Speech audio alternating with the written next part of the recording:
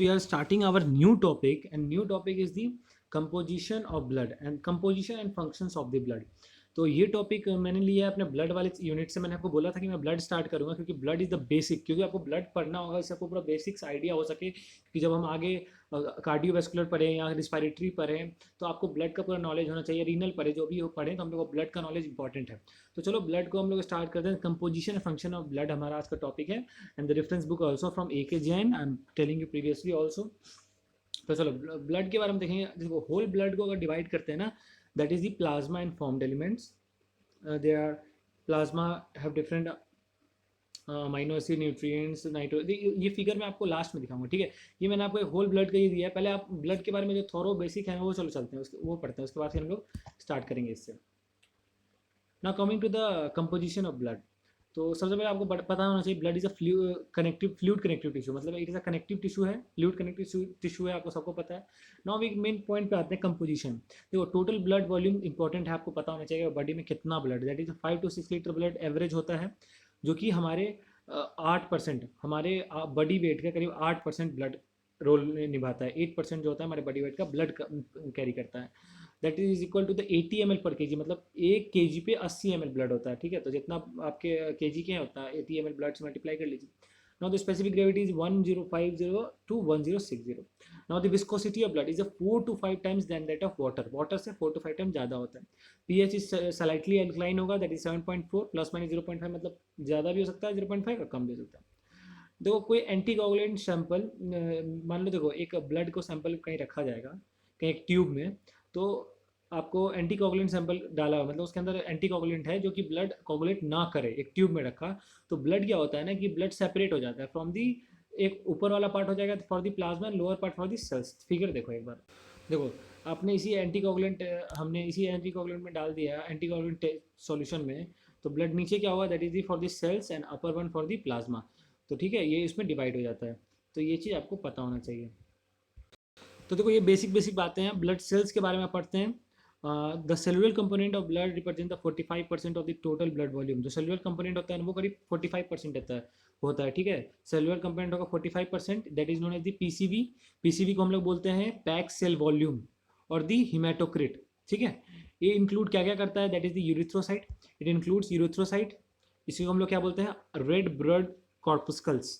Normal count इसका होगा 5 million पर माइक्रोलीटर, और इसको ऐसे भी लिख सकते हैं 5 × 10⁻⁶, क्योंकि 1 मिलियन इक्वल टू 10⁻⁶, तो 5 × 10⁻⁶। बात देखिए, it's normal thing. New leucocytes और WBC नॉर्मल काउंट 4000 से 11000 माइक्रोलीटर, 4 × 10⁻³ माइक्रोलीटर। देखो हम लोग सब डिटेल एक एक चीज़ को डिटेल में पढ़ेंगे, बट अभी हम लोग को सिर्फ कंपोजिशन फंक्शन पढ़ना है, तो हम लोग सिर्फ कंपोजिशन देखें। That is the platelet normal count 1.5 to 4 lakhs, ठीक है। That is the microlitre. देखो माइक्रोलीटर को हम लोग पहले क्यूबिक mm बोलते थे, तो आप लोग में बहुत सारे सोच रहे हैं कि माइक्रोलीटर क्या है, that is nothing but the cubic mm, okay. चलो तो हम लोग आगे बढ़ते हैं। तो ब्लड में कंपोजिशन देखा अपने, प्लाज्मा में देखो it's a clear straw colour fluid, ठीक है। अब ब्लड का ही एक पोर्शन होता है that is a straw colour का फ्लूइड होता है, करीब 55% का total blood volume. Total blood volume कितना था, 5 to 6 लीटर, उसमें से 55% क्या होता है, प्लाज्मा होता है। That is the about 5% of total body weight, मतलब जो हमारे बॉडी वेट का 5% जो होता है वो प्लाज्मा कैरी करता है, और 3% जो होता है वो ब्लड कैरी करता है। तो सोच रहे हो प्लाज्मा कितना ज़्यादा कैरी कर रहा है, 5% कम नहीं हो रहा है। Now come to the plasma को डिवाइड कर, that is 91 to 92% is the water and the 8 to 9% the solid.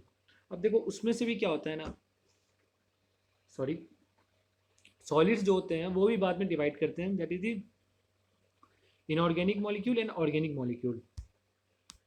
Now come to the major inorganic molecule. इसमें सब इनऑर्गेनिक मॉलिक्यूल भी डिवाइड हो जाता है एक्स्ट्रा सेलुलर और इंट्रासेलुलर। मतलब देखो this is your cell membrane, ठीक है, this is your cell membrane. अब मैं दूसरा कलर ले लेता हूँ, ठीक है। This is your cell membrane. तो ये वाला जो होगा ना, ये इज ए, एक मिनट, 1 मिनट, सॉरी। देखो ये तुम्हारा सेल मेम्ब्रेन है, ठीक है। Now change the colour. देखो यहाँ पे तुम्हारा क्या होगा, that is the extra cellular fluid, ECF, that is the intracellular fluid. तो देखो वही हम बात कर रहे हैं, जो इनऑर्गेनिक मॉलिक्यूल्स है वो इंट्रासेलुलर फ्लूइड में कौन कौन से होंगे और एक्स्ट्रा में कौन कौन से होंगे। तो मेनली जो तुम्हारे एक्स्ट्रा क्या है, that is sodium chloride, bicarbonate and calcium, and the intracellular the potassium, magnesium, copper, phosphate and the ferrous and Fe3, दो हेमोग्लोबिन्स में जो प्रेजेंट होते हैं, ठीक है। Now we come to the 8% of the total मॉर्गेन। हमने क्या देखा था कि हमने डिवाइड किया था सॉलिड्स को 8% ऑर्गेनिक में, 8% इनऑर्गेनिक में और 8% ऑर्गेनिक में। Now the 8% of organic again further divided into 7% plasma protein that is PP and 1% is the substance like non proteinous nitrogen substance. ये बड़ा इंपॉर्टेंट होता है एनपीएन, आपसे कहीं भी पूछ सकते हैं व्हाट इज एनपीएन, क्या क्या होता है एनपीएन में। तो it is a non proteinous nitrogenous substance, तो it is nothing but the derivative of food materials and the catabolism of tissue. Tissue catabolism होता है तो आपको एनपीएन की प्रोडक्शन होती है, ठीक है। Now we come to the तुम्हारा और भी क्या क्या 1% में इंक्लूड होगा। एनपीएन के अलावा तुम्हारा शुगर प्रेजेंट होगा, फैट प्रेजेंट होगा, शुगर होंगे, फैट होगा, एंजाइम्स होगा, हार्मोन्स होगा, ठीक है। Sugar fat now comes to the plasma protein portion. अभी हम लोग सब डिटेल पढ़ेंगे प्लाज्मा प्रोटीन के बारे में नेक्स्ट चैप्टर में। हमारा टॉपिक ही होगा नेक्स्ट चैप्टर में प्लाज्मा प्रोटीन से रिलेटेड। तो now the plasma protein is the normal value of 6.4 to 8.3 ग्राम पर decilitre. It's very very important point. The value is 6.4 to 8.3 ग्राम पर डेसीलीटर। वैल्यूज आपको याद होना चाहिए, पर वाइवा पर्पस बहुत बार पूछते हैं। Now the components of plasma protein 55% albumin and they are comprises of 3 to 5 gram पर डेसीलीटर। 3 to 5 ग्राम पर डेसीलीटर। देखो नॉर्मल वैल्यू प्लाज्मा प्रोटीन कितना होता है ये तुमको पता होना चाहिए। एल्ब्यूमिन का परसेंटेज 55% कितना हो रहा है 3 to 5 ग्राम पर decilitre, average is 4.8। Globulin is 2 to 3, average is 2.3 ग्राम पर डेसीलीटर, ठीक है। तो इस तरह तुमको याद रखना। अब ग्लोबुलिन के 3 फर्दर डिवीजन है, that is the alpha beta and gamma. That is 13% alpha, beta 14%, that is 11% is the alpha gamma globulin. तो 13, 14, 11 आपको याद ऐसे रखना हो। 13, 14, 11 is the alpha, beta and gamma, okay. और द एल्ब्यूमिन ग्लोबुलिन रेशियो, देखो बहुत सारे डिजीज कंडीशन में ना एल्ब्यूमिन ग्लोबुलिन रेशियो जो होते हैं ना बहुत हेल्प करते हैं आपको डिजीज पता करने में, ठीक है। प्रोग्नोसिस के लिए, डायग्नोसिस के लिए आपको बहुत हेल्प होते हैं। तो that is the 1.7:1 albumin globulin ratio, ठीक है।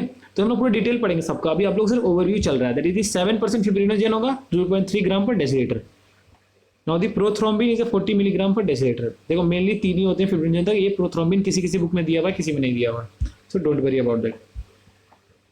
नाउ देखो हमने क्या किया, 7% जो प्लाज्मा प्रोटीन थी उसके बारे में पढ़ लिया, 7% के बारे में पढ़ लिया। अब नाउ कमिंग टू द 1% जो हमने बताया था, that is the contain the mainly ये क्या कंटेन करता है NPN, non proteinous nitrogenous substance. Normal value is 28 to 40 litre, 40 milligram per decilitre. Now the derivatives of the food and waste product of tissue catabolism. देखो मैंने बोला था नहीं, derivative of food and the waste product of tissue catabolism से waste product क्या क्या आते हैं। Urea non proteinous nitrogen substance. देखो normally nitrogen substance are the proteinous one, तो ये बता रहा है that is non proteinous. Urea, uric acid, creatinine, creatinine, xanthine and hypoxanthine. तो आपको नाम पता होना चाहिए इसके लिए। Urea, uric acid, creatinine biochemistry में ही पढ़ोगे, बहुत जगह आता है। अदर सब्सटेंसेज आर दी क्या क्या प्रेजेंट हो सकते हैं इसमें तुम्हारे 1% जो वाले कॉलम में, न्यूट्रल फैट, ट्राइग्लिसराइड्स जिसको बोलते हो, फॉस्फोलाइपिड्स। तुम्हारे फॉस्फोलाइपिड्स में क्या क्या होता है, cephalin, lecithin and sphingomyelins also are the phospholipids, glucose, cholesterol. ये तुम्हारा कौन से पोर्शन में है, that is the 1% of other substances like NPN, substance, sugar, fat, enzymes, hormone. तो इसी वाले पोर्शन में तुम्हारे ये सारे आएंगे। Now the functions of blood, जो हमारे इस टॉपिक चैप्टर में ही 2 पार्ट थी, composition of blood and the function of blood. Now come to the function of blood. देखो blood have several functions, just like first function is the normal function जो हर इंसान को पता होता है, that is one the respiratory function, okay. That is the respiratory function. Respiratory function जो होता है ब्लड का, अब देखो रिस्पायरेटरी फंक्शन क्या होता है कि आपको पता है कि अगर ये लंग्स है तो लंग्स में ऑक्सीजन लेके कौन आता है, ब्लड, और लंग्स से CO2 लेके कौन जाता है, ब्लड। तो that is the role of blood in all of the process. Now you can understand very well. Now come to the nutritive function. अब देखो न्यूट्रिटिव फंक्शन ब्लड का कैसे है, देखो जो भी एब्जॉर्ब होते हैं food materials, glucose, amino acid, fatty acid, vitamins, electrolyte, और जो भी ट्रेसेस प्रोड्यूस होते हैं, एब्जॉर्ब होते हैं फूड मटेरियल्स के थ्रू, ग्लूकोज हो गया, ये सारे चीज़ जो भी तुम लेते हो, ठीक है। तो ये सारे जो तुम लेते हो तो ये तुम्हारा एलिमेंट्री कैनाल के थ्रू एब्जॉर्ब होता है, ठीक है, ब्लड में, और ये तुम्हारे टिश्यूज़ के पास जाता है फॉर यूटिलाइजेशन एंड स्टोरेज। क्योंकि जिन जिन टिश्यूज़ को तुम्हारे इन सारे प्रोडक्ट्स की ज़रूरत है तो उनके पास कौन लेके जाएगा, ब्लड लेके जाएगा। जहाँ स्टोरेज होगी वो ब्लड लेके जाएगा। Now come to the next portion is the excretory function. Excretory function it transport the metabolic waste that like urea, uric acid, creatinine, kidney. देखो अब क्या होता है ना, हाँ, ये मेटाबॉलिक वेस्ट, जो भी मेटाबॉलिक वेस्ट होते हैं मेटाबॉलिज्म से आते हैं, जैसे प्रोटीन मेटाबॉलिज्म से यूरिया आता है, सॉरी यूरिक एसिड आता है। नौदी मतलब देखो क्या है ना कि तुम्हारे मसल से क्रिएटिनिन फॉस्फेट वगैरह आते हैं, तो जो भी मेटाबॉलिक वेस्ट होते हैं जैसे यूरिया, यूरिक एसिड, क्रिएटिनिन, ये सारे कहाँ जाएंगे? किडनी के पास, स्किन के पास, इंटेस्टाइन के पास जाएंगे, किडनी स्किन में इनको एक्सक्रीशन के लिए वहाँ से उनको एक्सक्रीट कर दिया जाएगा बॉडी के through. Now the most important point is the homeostasis. देखो आपको एग्जाम में ऐसी हेडिंग बना के लिखना है तभी आपको आएगा, और फंक्शंस ऑफ ब्लड क्वेश्चन आ सकता है ब्लड चैप्टर से, functions of blood. Now the homeostatic for water, pH and electrolyte concentration. Blood जो होता है ना वो हमारे बॉडी का इंटरनल इन्वायरमेंट बनाता है, दैट इज द मिलियो इंटीरियर। देखो मिलियो इंटीरियर आपने पहले भी पढ़ा होगा, अगर आपने जो होम्योस्टेसिस एक चैप्टर ही है उसको अगर पढ़ा है तो ठीक है, तो आपने पहले भी पढ़ा होगा अगर आपने ये चैप्टर करा है। तो मिलियो इंटीरियर का मतलब ये होता है कि to maintain the internal environment of the body, ठीक है, in terms of the volume, composition, pH, temperature. तो ब्लड ही जो होता है ना वो इसको मेंटेन करके रखता है। देखो नॉर्मली फिजियोलॉजिकल लिमिट हम लोग क्यों पढ़ते हैं कि जैसे नॉर्मल ब्लड आरबीसी का लेवल 5 मिलियन पर माइक्रोलीटर, ठीक है, क्यों? अगर हमें जब तक यही नहीं पता होगा कि नॉर्मल क्या है, तो इसको जैसे अगर 5.4 हो जाता है या 4.6 हो जाता है तो उसको मेंटेन करेंगे 5 में, तो हमें नॉर्मल लिमिट पता होना चाहिए। उस तरह से ऊपर वाले को सब पता होता है कि कौन सा क्या लिमिट है, नई लिमिट है। तो जो भी नॉर्मल माइनर चेंजेस होता है ना वो अपने नॉर्मल फिजियोलॉजिकल लिमिट में वापस से आ जाता है with the help of the mechanism known as the homeostasis. And the term of homeostasis is given by viva का बहुत ही इंपॉर्टेंट क्वेश्चन है, the term homeostasis is given by W.B. Cannon। और देखो अब हमने बात की थी होम्योस्टेसिस, वाटर, पीएच, इलेक्ट्रोलाइट। देखो पीएच जो होता है ना that is the buffering action. Haemoglobin के अंदर, अभी हम हीमोग्लोबिन सेपरेट चैप्टर ही पढ़ेंगे तो उसमें देखेंगे the haemoglobin have the buffering action, ठीक है। It helps to maintain the constancy of blood pH, blood pH maintain करने में हेल्प करता है। नाउ दी बॉडी टेम्परेचर का रेगुलेशन कैसे होता है? देखो ब्लड जो होता है ना वो नैरो रेंज टेम्परेचर को मेंटेन करके रखता है, ठीक है। ब्लड की हेल्प से ही हम लोग अपने इंटरनल इन्वायरमेंट का जो टेम्परेचर है वो मेंटेन कर पाते हैं, that is the 37 degree centigrade. Because blood उसमें क्यों? क्योंकि ब्लड में जो मेजर कांस्टेंट होता है वाटर, और वाटर के कुछ प्रॉपर्टीज होते हैं, that is the high specific heat. Specific heat का मतलब आप लोग को पता होगा कि minimum amount of heat requires to raise the temperature by 1 degree C, मतलब 1 डिग्री सी टेम्परेचर, एक डिग्री सी टेम्परेचर को बढ़ाने के लिए जो मिनिमम अमाउंट ऑफ हीट लगता है that is specific heat. Now I am coming to the, और ये क्या होता है ना, ये तुम्हारा बफर करता है, मतलब टेम्परेचर के चेंज में ना बहुत सडन चेंज ले आता है हाई स्पेसिफिक एरिया होने के कारण। कभी तुरंत टेम्परेचर बढ़ जाएगा, कभी घट जाएगा because of the high specific. Now the high conductivity, ये सब वाटर के प्रॉपर्टीज हैं। हाई कंडक्टिविटी से क्या होता है कि ये पूरे बॉडी में फैल जाता है, इसके थ्रू क्या होता है ना यूनिफॉर्म डिस्ट्रीब्यूशन होता है टेम्परेचर का, पूरा बॉडी में यूनिफॉर्म डिस्ट्रीब्यूशन। तो एक कॉन्सेप्ट है यहाँ पे, जरा देखो नॉर्मली बुक्स में बहुत किसी किसी अच्छे बुक्स में बताते हैं, दैट इज दी दो टर्म आते हैं, एक आता है vasoconstriction, vasoconstriction, now the vasodilation. देखो वैसो डायलेशन का मतलब क्या हुआ, वैसो कॉन्स्ट्रिक्शन का मतलब मैं बताना चाहूँगा कि देखो जब वैसो कॉन्स्ट्रिक्ट कर दोगे तो क्या होगा, वेसल्स कॉन्स्ट्रिक्ट कर गई तो ब्लड क्या होगी, ब्लड यहीं पे रह जाएगी, ज़्यादा मूव नहीं करेगी, वैसो कॉन्स्ट्रिक्शन हो गया। जब वैसो डायलेशन करेगी तो क्या होगा, ब्लड अच्छे से मूव करेगा, मतलब बहुत अच्छे से फ्लो करेगा ब्लड का।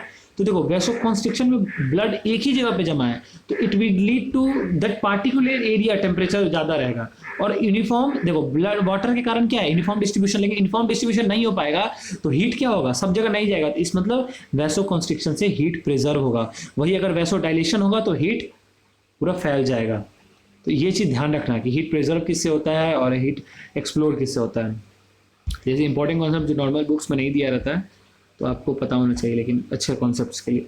Now the chemical for communication and protection. देखो केमिकल फॉर कम्युनिकेशन का मतलब क्या होगा कि हार्मोन्स जो हमारे सिक्रेट होते हैं वो ब्लड के थ्रू ही प्रोपागेट होते हैं और हर जगह जाके काम करते हैं, but regulated through the feedback mechanism. इसका क्या मतलब होता है फीडबैक मैकेनिज्म? देखो फीडबैक मैकेनिज्म का मतलब ये होगा कि इफ किसी हार्मोन के नीड ज़्यादा है देन उस हार्मोन का प्रोडक्शन ज़्यादा हो जाएगा, इफ किसी हार्मोन की नीड कम है देन उसकी डिक्रीज हो जाएगी, because with the help of the feedback mechanism. कौन से मैकेनिज्म ये करता है mainly role, negative feedback mechanism. Positive भी होता है बट पॉजिटिव का काम क्या होता है ना, वो रेगुलेटरी किसी को इंक्रीज कराते कराते जाता है, वो कम नहीं करता। बट निगेटिव क्या देखता है ना कि अच्छा अब वाटर रीअब्जॉर्ब अच्छे खासे हो गए हैं, ब्लड वॉल्यूम का लेवल बढ़ गया है, तो जैसे एल्डोस्टोन आपको पता है डीसीटी में जाके सोडियम का और वाटर का रिएक्शन करता है, तो अब क्या करेगा वो डीसीटी का एल्डोस्टोन के लेवल को घटा देगा, ठीक है। तो वो अब एल्डोस्टोन कहाँ से निकल रहा था, पोस्टीरियर पिट्यूटरी, तो उसको जाके इनहिबिट कर देगा। देखो बस मैं समझाने के लिए बता रहा हूँ निगेटिव फीडबैक को, कि अगर कोई चीज़ बढ़ गया है तो उसको घटा देगा वापस, कोई चीज़ घट गया है तो उसको बढ़ा देगा।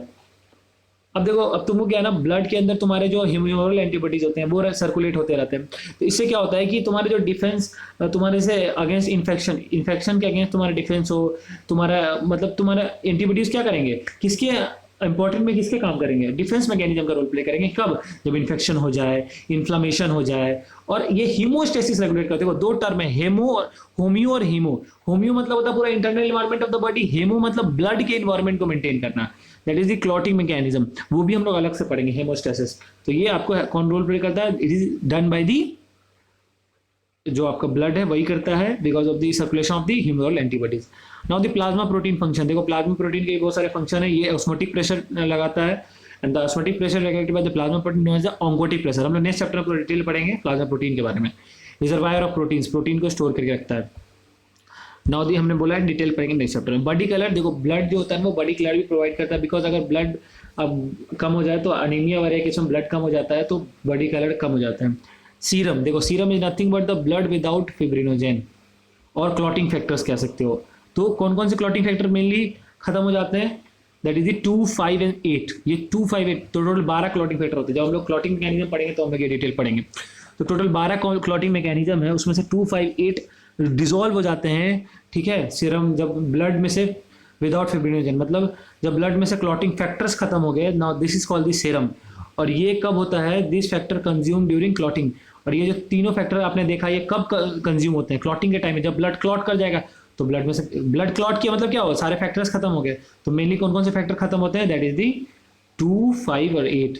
सीरम के पास क्या होता है? सेरोटोनिन कंटेंट ज्यादा होता है। आपको पता है सेरोटोनिन जो वैसो पावरफुल वैसो कॉन्स्ट्रिक्टर, ठीक है, that is the 5 hydroxy tryptamine, 5HT।